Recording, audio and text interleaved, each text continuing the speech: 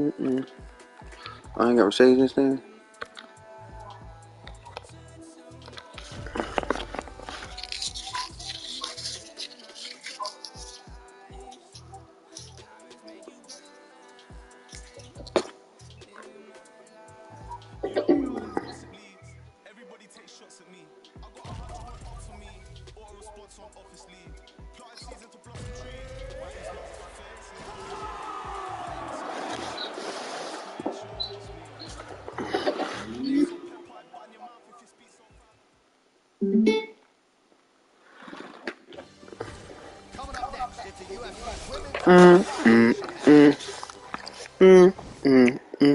I'll get it.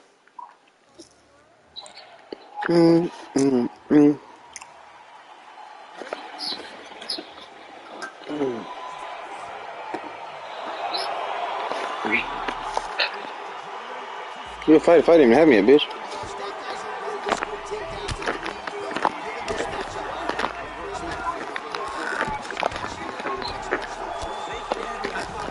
Miss.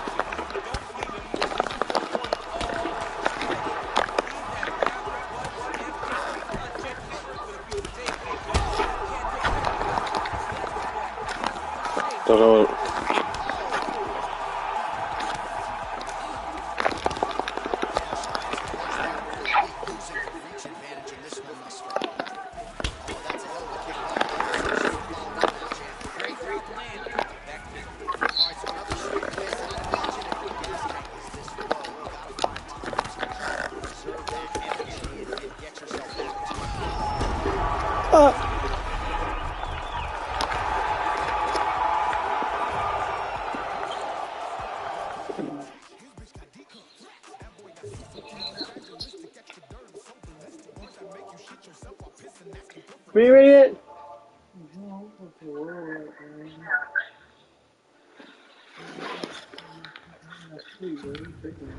I'm waiting for you. Bro, you just made a whole person. Cause you ain't ready to play. Bro, give me the controller, bro. I've been asking. I asked you if you was ready like 20 minutes ago.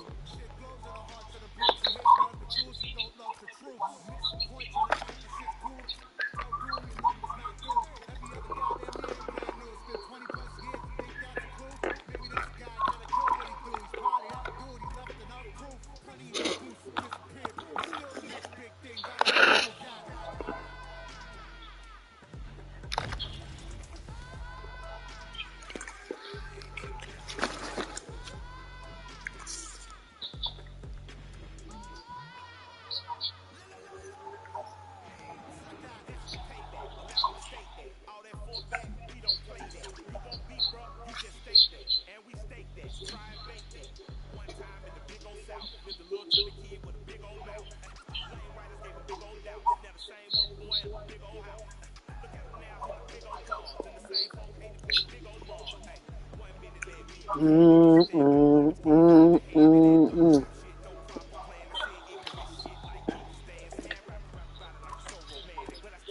on my What? Pick on my Oh, watch the fight? Did you watch already?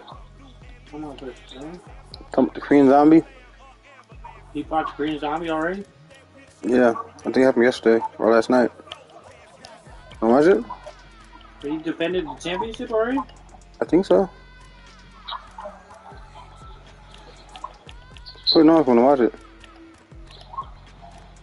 You think me as O'Malley, so you really about to watch it right now? Oh, you said mine? I think it's a Holloway. I'm tripping. What the fuck? I don't know what I thought you said. Did you see? Oh, you see? You already watched this right now. Yeah, you're sure?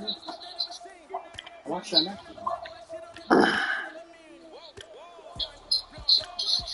That nigga said, I know what I got in this right hand, baby! My nigga is 30. My nigga O'Malley really be knocking the fuck out of me. Alright.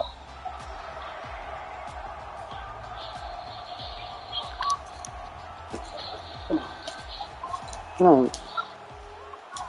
Look. I really want to play this game, bro. I'm playing the game now. I'm ready. That was his tap. That was a real one.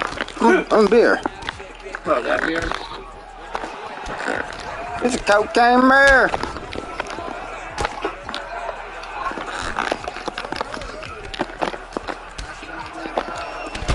It's over! I told you! How many seconds was that? It wasn't too much. It wasn't 11. Bro, Boob, you know I probably beat you about. You probably last about 30. Andrew, I beat you 15 times. It's like 30 seconds per fight. Andrew, I beat you 15 straight times. You never beat me 15 straight times. Last time we played, I did. You know that's a fucking lie. That was the most outrageous thing you ever said. Yeah, I got it on tape. You alright? Where's the tape at? It's on YouTube. Alright, I'm showing me right now. You want to start playing on YouTube? I will. No, you're lying. How many seconds is that? You probably never even beat me 15 times. How many seconds is that? 42. That's because you were waiting. You got like 10 more seconds to you. I knocked him out so hard he wouldn't even realize. What are you gonna do, Boo? Wait on you. I'm about to talk to you guys.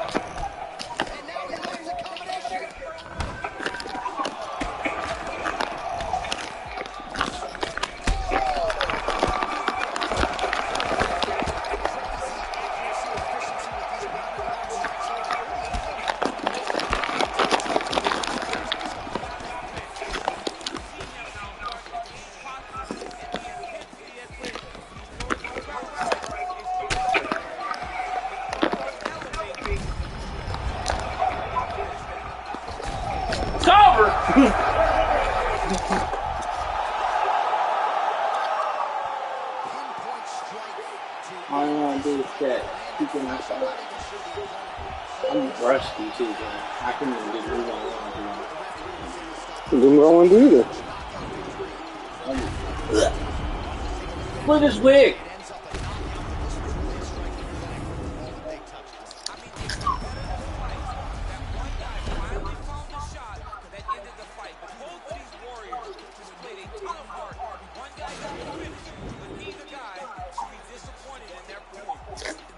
Ladies and gentlemen, Somebody's just playing in this corner.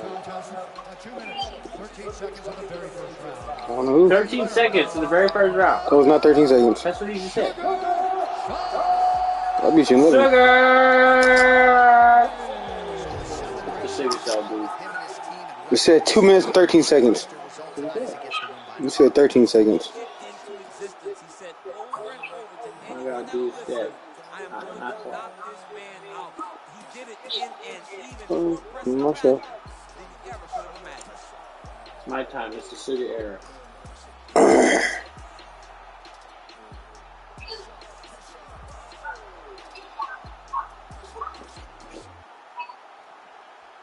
It makes my move down on recording.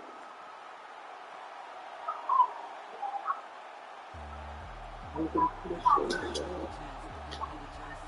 me see the live there.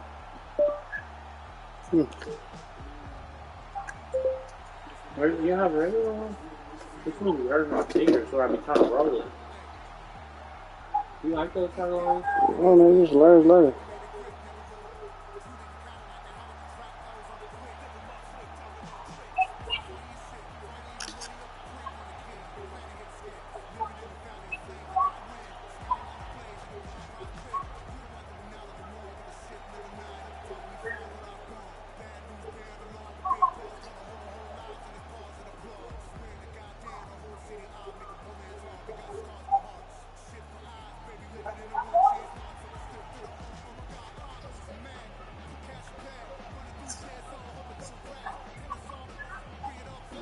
First of all, the great time for Tony Hinchcliffe, the biggest pro wrestling fan of the world. Yeah, switch phone, baby. Totally appropriate that he's here today.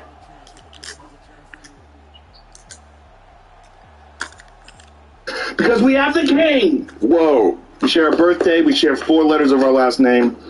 The fucking man, Hulk Hogan. Do I need these things, brother? You don't have to. You can walk in his room. His room is trashed. His room is. I let mom twice. And I left mom the 3rd time, and I put mom and I go. Stole that too from Dusty Rhodes. So I didn't do that when I was a kid. How about the Hey Brother? That was mine. Hey, brother. Yeah, that's a big one. but anyway. He's excited. Say your prayers, take your vitamins. That's mine. Nice. The shirt tear, that was an accident. I was in the Rosemont Horizon, and I had, once again, a 6-man tag. And, I know who it was. I was in there with, God, who was I in there with? Jerry Blackwell. A couple of guys, all 3 guys were playing the Sheiks. I can't remember what the hell it was. And I was in the ring with these 2 guys, Greg Gagne, who was the promoter's son, and Jim Brunzell. I'm standing in the middle of the ring, and they just reached up and ripped my shirt off. Each guy grabbed my shirt, ripped it, and the place went crazy. I went, oh shit, that works. And plus I get tired wearing a big ass robe and stuff. You have to carry an extra bag at the airport. So t-shirts I'm in. So different things like that, The whole Hulkamania thing. Of course, there was Beatlemania, and then all of a sudden, that guy that did the ear thing, Austin Idol, I heard him say Idolmania, do this with his face, because he was a good-looking guy. Austin Idol, I heard that Idolmania. I'll steal that, too. It all worked out well. Yeah. Do you like doing the other stuff, too, like movies and things on TV shows and things along those lines? I used to, but no, not anymore. I don't know how many. I don't know if I've done 15 or 17 little low-budget kids movies or had cameos, and I've got to have done 3 ninja movies with Lonnie Anderson and Jim Varney, Muppets. I'm in Mega Mountain. I played Dave Dragon, the superhero. I've done Gremlin movies. I've done Baywatch. Oh God, yeah, I was partners with the Baywatch guys. Yeah, I've done different. Tony has followed your career very closely. Yeah, but it's the thing was it was the process. It's like when I first got with Vince, we took off. We did a wrestling movie called No Holds Barred, and Tiny Lester, he was in it with me, and great guy, man. I love him to death, and. But the thing was, other than that first wrestling movie that I did with Vince, I started doing a bunch of other movies. I did the first couple movies that New Line Cinema ever did. Suburban Commando and Mr. Nanny. It's the first 2 movies I ever did. And then that guy, Jordan Belford, gave me money to do a couple of movies that Wolf of Wall Street got. Oh, wow. Yeah. If you pull up like Standing with Muscles, you can see him producer credit, you know. So he gave me money to do Standing with Muscles and another movie, but I did like... Did you get a chance to talk to that guy? No, I never did. No, I take that back. I did meet him one time. Met him one time at the Grand Havana Room. And with Brian and Stan Schuster, who were running the Grand Havana in Beverly Hills. I didn't know who he was, and I was talking to him. And they said, oh, this is the guy that put the money up. And I did meet him. But, you know, that was the only time I didn't have a conversation or anything. But I would like to know how much that movie was made up and how much that was real. The movie was great. Like, were you really that out of control? That was a great fucking movie. Yeah. My problem was, even when I did American Gladiators with Layla Ali at the Stony Soundstage, they would have my RV on the side of the soundstage. You'd be in makeup at 5:30 in the morning, you knew how it is, and then all of a sudden it's getting dark, and they've used it for 5 minutes. I couldn't stand the process. Right. The whole time I was thinking about, I could be out doing a lot of things. Yeah. I mean, especially the wrestling, you know. Yeah. To walk away from that type of intensity and that type of money, to be locked in an RV all day, I couldn't handle it, man. Well, I think if there's one thing, the way that, like, maybe you or I might look at it, because it's just a thing we do kind of on the side, like sometimes do it. But for those people, like, that's like game day. This is what they actually want to do. Like, I don't have that desire for it. I'm on your like team. They do. Yeah, I get it. I mean, I'm glad that they do. That there's people out there that live for that, because I like watching movies. But I would imagine for you, part of the thing would be like trying to pick what to say yes to, because you probably have so many different kind of ideas coming at you. Yeah, it's a little different. I mean, I've had the same agent, Peter Young, for over 40 years. Wow. And at the time, my attorney, Henry Holmes, we were like a team. And Come on. I think the reason Peter's still my agent is because I say no to everything. Because after, you know, the great life I've had, you know, in the entertainment business, I just love being on the beach, man.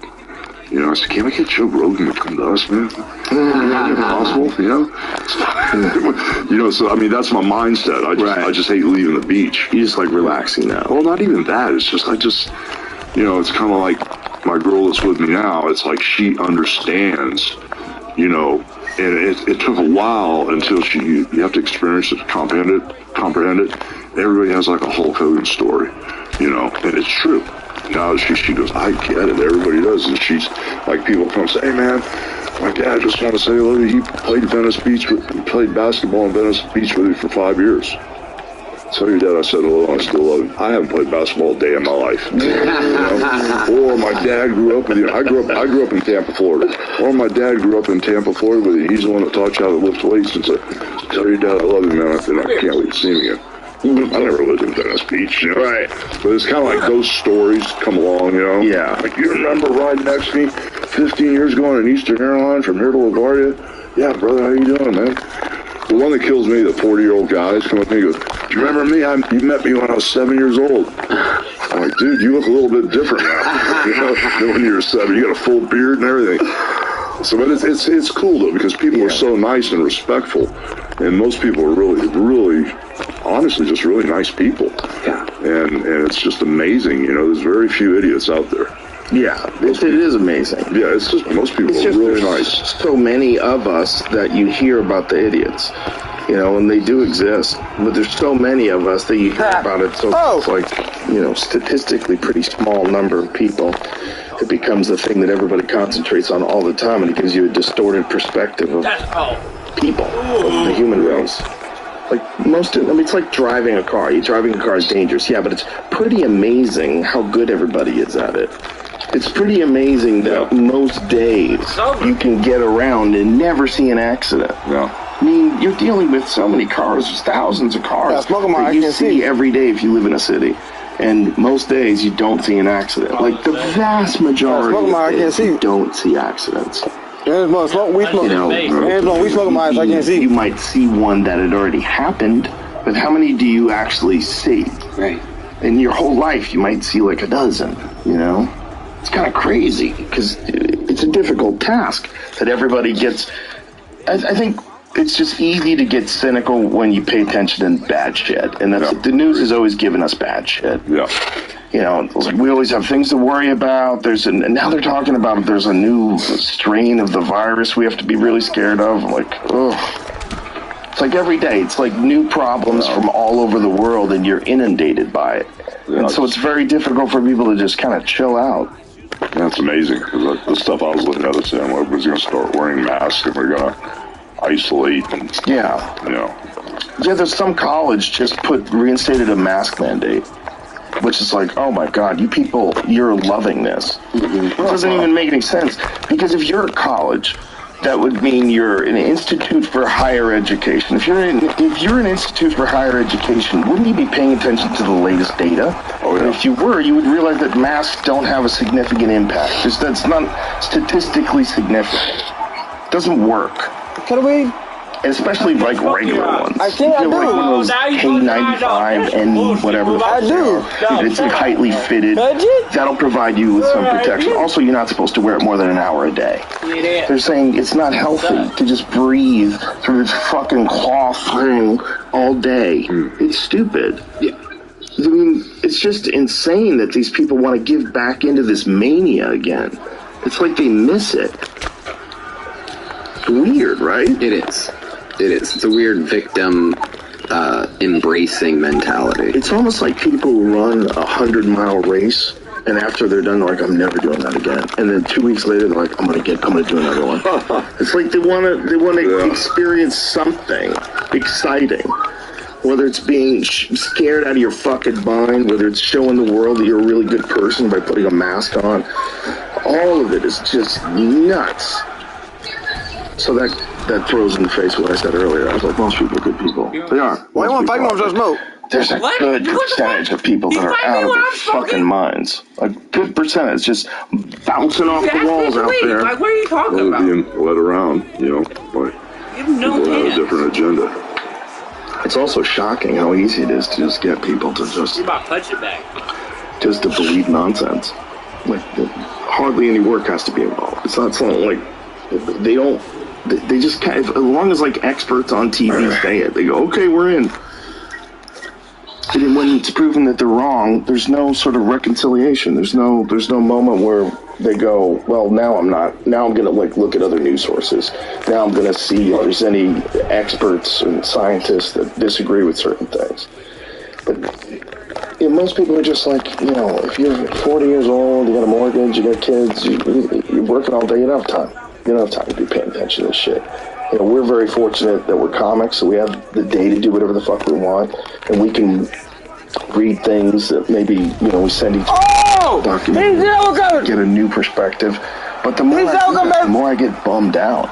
Right. It's like, I don't want to hear more about the crisis. I don't want to hear more about I'll take a bow. Just nonsense that's happening in the world. It is. It's just... BAM! I don't know. It's just a very uncomfortable moment for this country, for people in general, I think. I just don't think that this access to information, the way we get it, is good for us. I think it just freaks us out. There's just too much going on all the time. Well, if I would have looked back, even, I was going to say 5 years ago, but if I look back a year ago, I would never have dreamed where we would be where we are now with all the insanity that's going on. Yeah, it's very strange. It's like we're kind of awakening to, first of all, how connected we all are. And we're also being integrated to AI, and really quickly. This chat GPT shit, people are getting busted using it for school papers already, and it's just so easy to get this thing to do work for you. It's like, why would I do this? Why would I do it? And you can kind of see where the writing on the wall is going. It's like, boy, that shit's overwhelming. First of all, it overwhelms people's emotions with the social media, and self-harm is up, and suicides among young girls are up from that, and they think that there's a direct connection to social media and what it does to kids.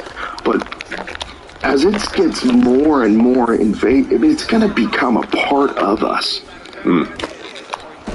And we're kind of the last generation that's ever going to remember what it was like before the internet. We're the last generation.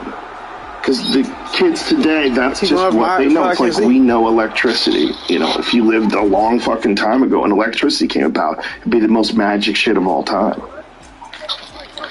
It's just a very tough road ahead, man. It is. But for a guy like you that, you know, came up pro wrestling in the 1970s, I mean, for you to have gone through all that wildness and to get to where you are today, where there's people watching pro wrestling matches on YouTube instantaneously on your phone, it's a pretty amazing journey. Yeah, I mean, we did some great business, you know, with licensing and merchandising. I kind of wish the internet would have been around when we were, you know. Oh, yeah, for sure. Once that first Hulkamania Red and Yellow run took off, it was pretty intense, you know, and that's with no internet, you know. Yeah, and just word of mouth. Yeah, I mean, just when you go to Detroit, you have Edsel Ford there, and I go in the front row. Or when you go to LA, you'd have Gene Hackman and Brad Pitt and everybody sitting there. So it was like, it was different, you know. If we go to New York, Blondie was always backstage, and everybody. It was a circus. Andy Warhol, everybody was there.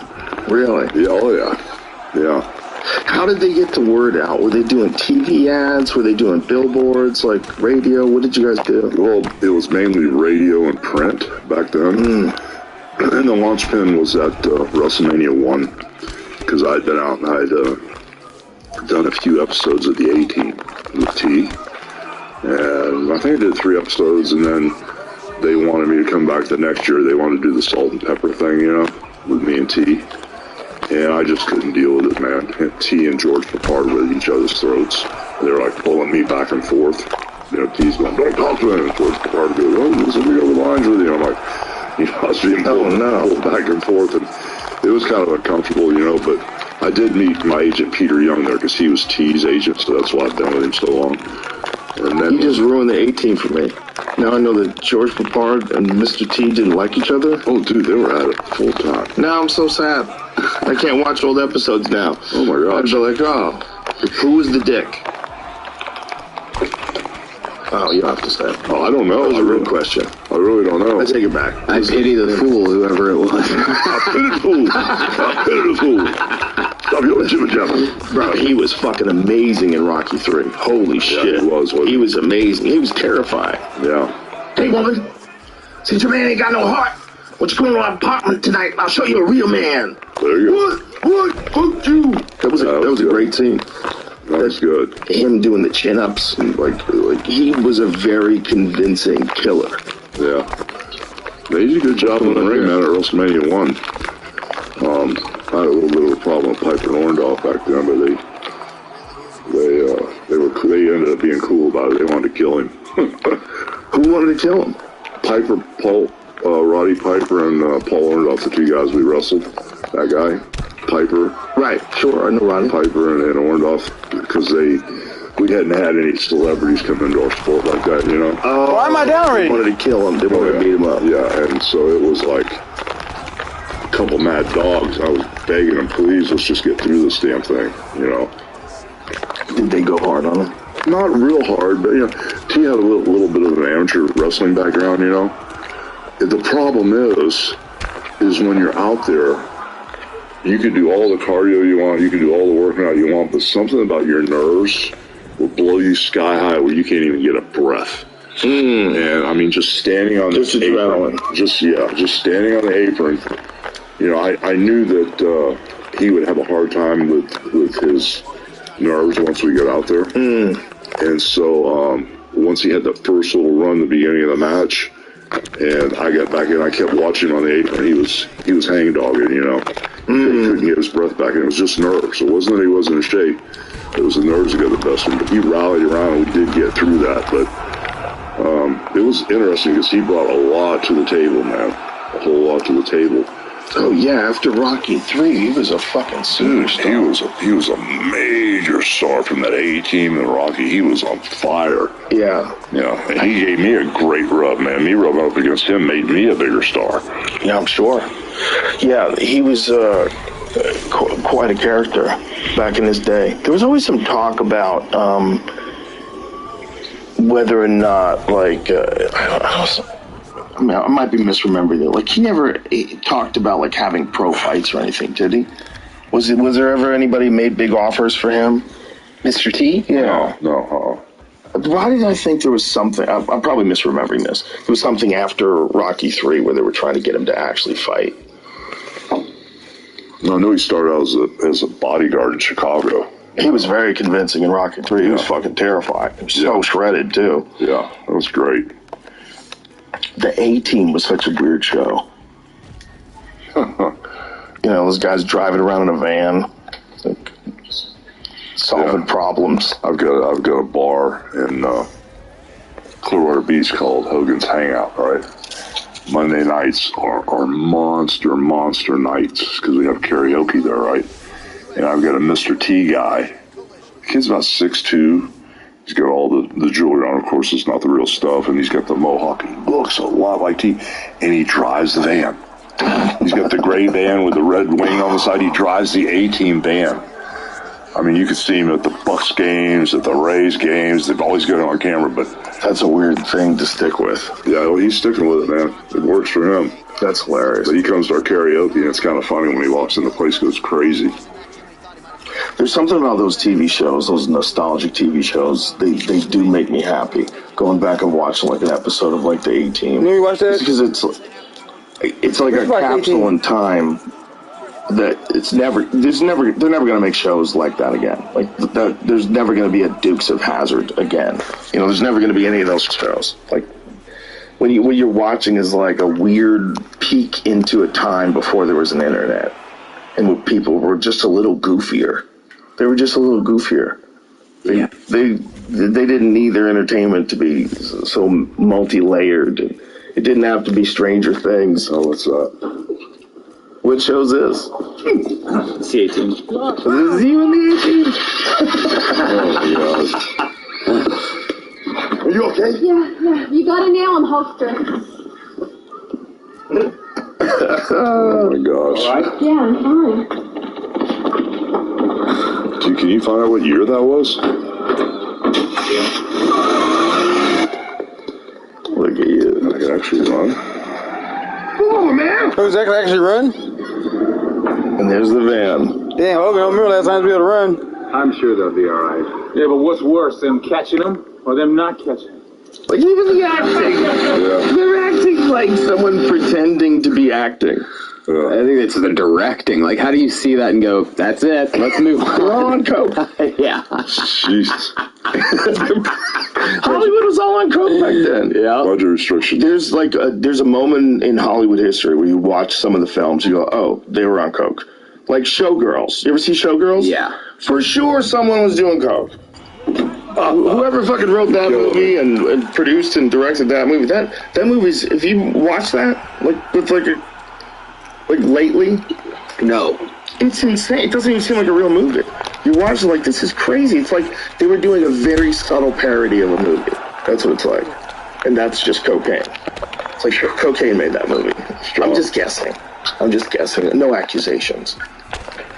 But there's a fun time in, Hollywood where you get to see, like, certain films that look like people are on coke when they're making them. They just don't make any sense. You guys ever take a pee break? Yeah, take a pee break. Is that cool? Yeah, let's do it. That coffee and this thing's got me. Listen, yeah, absolutely. Let's go. So we're back. We're back from the piss break. Thank God, because I think I was rambling about nonsense. We were talking about just the crazy times that we live in.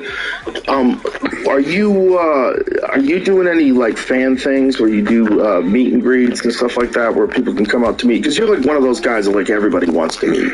There's like bucket list people. If you're a pro wrestling fan, you're on the Mount Rushmore. Yeah, I don't do a lot of them, once again, not to be repetitive, but the sports company I work with, Darren Prince Sports, he tried to get me to work. I mean, his story is he tried to get me to work with him for almost 20 years. I wouldn't do it. I just don't, I'm not one of the weekend warriors, that kind of like, now that I'm done with the wrestling, I go out and sign autographs and do that stuff. I just really don't do that. I made, like last year, I think I did one, Oh, wow. like a big one in Chicago. And then I've got these little retail stores where I sell, I got one in Clearwater Beach, I've got one in Orlando where I sell T-shirts and memorabilia and stuff to the kids and the wrestling fans. And usually, like, once a year, sometimes twice a year, I'll do an autograph signing in Clearwater and one in Orlando. But I just don't make the rounds that much and go out every weekend, because, I mean, I could work every weekend signing autographs at Comic-Cons and different things. But I just really have never done that. What are you doing the majority of your time these days? It's a good question. I seem to be busy all day long. You know, my day starts out with training every day. I train a couple hours in the morning, and everything's stuff you're doing. It's weightlifting, you know, and everything's a compromise. I have no Olympic bars at all. And, you know, I have a rack of dumbbells, and I have straight bars and easy curl bars. And, of course, the old school carrying machines. All my equipment's about 40 years old. You know, the good stuff. A lot of Strive stuff, you know, chambered cam stuff where you can train around injuries. Like the biceps that are pouring everywhere and all the holes I have in me from tearing stuff that I never fixed. You know, there's a chambered cam that you hit the peak and the top, but you can eliminate this part if it's the weak part of your arm. Training around injuries. So I do that, and then I kind of like get rolling, man. I'm a beach bum, you know. I just love being on the beach and just stay busy. Probably not under the things. The lady I'm getting ready to marry, you know, she changed my life. She's got 3 kids, you know, and on paper, we've talked. Oh, you know, a 7-year-old man with a younger lady, 47-year-old lady with 3 kids, you know, 16, 14, and 9. On paper, doesn't work at all. You know, because I'm just way too over that, but I fell in love with the kids, you know, and so I'm 16, and, you know, I just love being on the beach and just stay busy. The lady I'm getting ready to marry, you know, she changed my life. She's got 3 kids, you know, and on paper, we've talked, you know, 7-year-old man with a younger lady, 47-year-old lady with 3 kids, you know, 16, 14, and 9.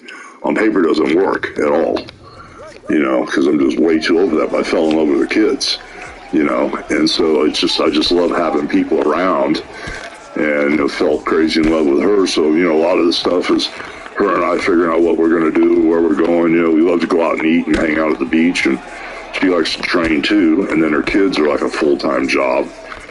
And I do a lot of stuff on the phone. You know, I make deals on the phone. You know, I could have I could sit in my office and have a $50 day, or it could be a high 7-digit day, depending on where we're at with this stuff, you know. So I just stay busy all the time. Knock your ass. You know, Two-piece your ass.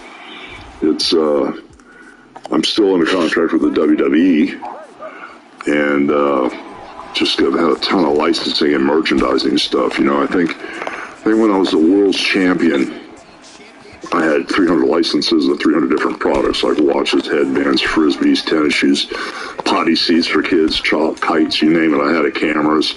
I had like 300 licensees. Now that I'm not the world's champion, and I haven't wrestled for quite a long time, I've got like 800 licenses, you know. Wow. It's just insane. It's kind of like what's old is new again, you know. And they're kind of like, I feel like I'm the Elvis is not dead yet, you know, the way they're licensing and merchandising me. So I know when I kick the bucket, my stuff's going to go through the roof. Oh, through the roof. You know. But yeah, I stayed busy with all kind of craziness, man. You know what's really encouraging to me is that despite all the physical abuse your body's had, your mind is very sharp. And even though you've gone through this whole fentanyl problem, you know, the opioid thing with people with injuries, my God, it's so legendary. So many people have had those issues. But you came out of the other end, and you seem clear as day. Well, I don't have an addictive personality, you know, because I'm either all the way in or all the way out. And you got to realize that all these wrestlers, and I don't know the numbers, but, you know, if you said football, how many wrestlers have died in the last 25 years, the number could be 10 or 20. You know, if you said baseball, the number could be 10 or 20. But when you say wrestling, the last 30 years, it's a couple hundred. 250 guys that have heart attack, overdose, this, that, and the other. And I was the ringleader. You know, I was definitely the ringleader, and I ran real hard. But I just kind of knew when we got to the edge, I knew when to pull back.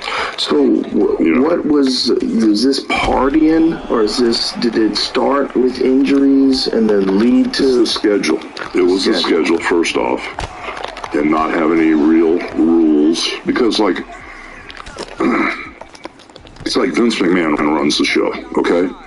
And so when, let's just say, Roman Reigns goes out, who's one of their biggest stars now. I don't know if you guys are familiar with what's going on now, but Roman Reigns is a huge star.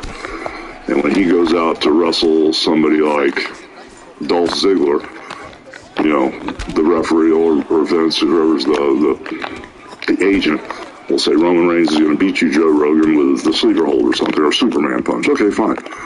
Well, back in the day, you know, when we first started and Vince took over, I'd go to the Philadelphia Spectrum, and Vince would say, okay, I want you to beat Piper with a leg drop. So, okay, I'd go tell her, hey, Roddy, you know, Vince wants me to go over and beat you with a leg drop. He goes, no. Okay. Well, what do you want to do, Roddy? You know?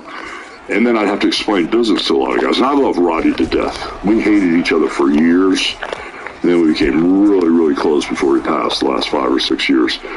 And so I would always tease him when we became friends. I said, Roddy, like when you did want to do, Randy and I would flip the belt back and forth all the time. Your life is showing. Do business, you know, and if I needed the belt back after a movie, give it back, then I'd drop it to him again.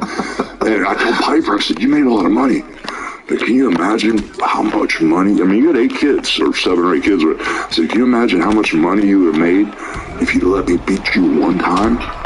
Then I could have went to Vince and say, hey, we can trust this guy. Let's put the belt on Piper, because I don't need the belt. Right. I got the gimmick, bro. I'm all there in my stuff. I was locked and loaded. I needed somebody to take the belt so I could chase him. Right. Because if I put that belt on you, I see a big dollar sign and I'll chase your ass all over the place. Right. I said, Roddy, can you imagine how much money you would have made if you let me just beat you once? And then you come to WCW when I'm a bad guy, you beat me every night. Big deal. I mean, it's a work, brother, you know? Right. It's all about the money and the miles. If there's money to be made, let's make it, brother. You know, so throughout all this stuff running with these guys, I saw them all drop off, you know, one at a time. And it was the schedule, which is very taxing, started, and Vince took over. I got one in Clearwater Beach. I've got one. It's like a weird peek into it. It seemed like a real movie. You watch it like, this is crazy, team. It's because it's like a capsule in time. And there's the van. Greets and stuff like that where people can come up to meet. Because you're competitive, but the sports company I work with, Darren Prince Sports, you know, kind of like a big one in Chicago. And then I've got these fans, and usually like work every weekend signing autographs at Comic-Cons and different things. But I just really have never done that. What are you doing the majority of your time these days? It's a good question. I seem to be busy all day long, you know. My day starts out with training every day. I train a couple hours in the morning, and everything stuff you're doing. It's weightlifting, you know, and everything's a compromise. I have no Olympic bars at all. And, you know, I have a rack of dumbbells, I have straight bars and easy curl bars. And, of course, the old school I carrying machines. All my equipment's about 40 years old, you know, the good stuff. A lot of Strive stuff, you know, chambered cam stuff where you can train around injuries. Like the biceps that are torn everywhere and all the holes I have in me from tearing stuff that I never fixed. You know, there's a chambered cam that you hit the peak and the top, but you can eliminate this part if it's the weak part of your arm. And training around injuries. So I do that, and then I kind of like get rolling, man. I'm a beach bum, you know. I just love being on the beach and just stay busy. The lady I'm getting ready to marry, you know, she changed my life. She's got 3 kids, you know, and on paper, we talked, you know, 7-year-old man with a younger lady, 47-year-old lady with 3 kids, you know, 16, 14, and 9. On paper, doesn't work at all. You know, and I was way too old for that, but I fell in love with the kids, you know, and so I just love having people around, and, you know, felt crazy in love with her. So, you know, a lot of the stuff is her and I figuring out what we're going to do, where we're going. You know, we love to go out and eat and hang out at the beach, and she likes to train too, and then her kids are like a full-time job. And I do a lot of stuff on the phone. You know, I make deals on the phone. You know, I could have I could sit in my office and have a $50 day, or it could be a high 7-digit day, depending on where we're at with this stuff, you know. So I just stay busy all the time, you know, and it's I'm still under contract with the WWE, and just got a ton of licensing and merchandising stuff. You know, I think when I was the world's champion, I had 300 licenses of 300 different products, like watches, headbands, frisbees, tennis shoes, potty seats for kids, chalk, kites, you name it. I had cameras. I had like 300 licensees. Now that I'm not the world's champion, and I haven't wrestled for quite a long time, I've got like 800 licenses, you know. Wow. It's just insane. It's kind of like what's old is new again, you know. And they're kind of like, I feel like the Elvis is not dead yet. You know, the way they're licensing and merchandising me. So I know when I kick the bucket, my stuff's going to go through the roof. Oh, through the roof. You know. But yeah, I stayed busy with all kind of craziness, man. You know what's really encouraging to me is that despite all the physical abuse your body's had, your mind is very sharp. And even though you've gone through this whole fentanyl problem, the opioid thing with people with injuries, my God, it's so legendary. So many people have had those issues. But you came out of the other end, and you seem clear as day. Well, I don't have an addictive personality, you know, because I'm either all the way in or all the way out. And you got to realize that all these wrestlers, and I don't know the numbers, but, you know, if you said football, how many wrestlers have died in the last 25 years, the number could be 10 or 20. You know, if you said baseball, the number could be 10 or 20. But when you say wrestling in the last 30 years, it's a couple hundred. 250 guys that have heart attack, overdose, this, that, and the other. And I was the ring leader. You know, I was definitely the ring leader, and I ran real hard. But I just kind of knew when we got to the edge, I knew when to pull back. So, is this partying, or did it start with injuries and then lead to the schedule? It was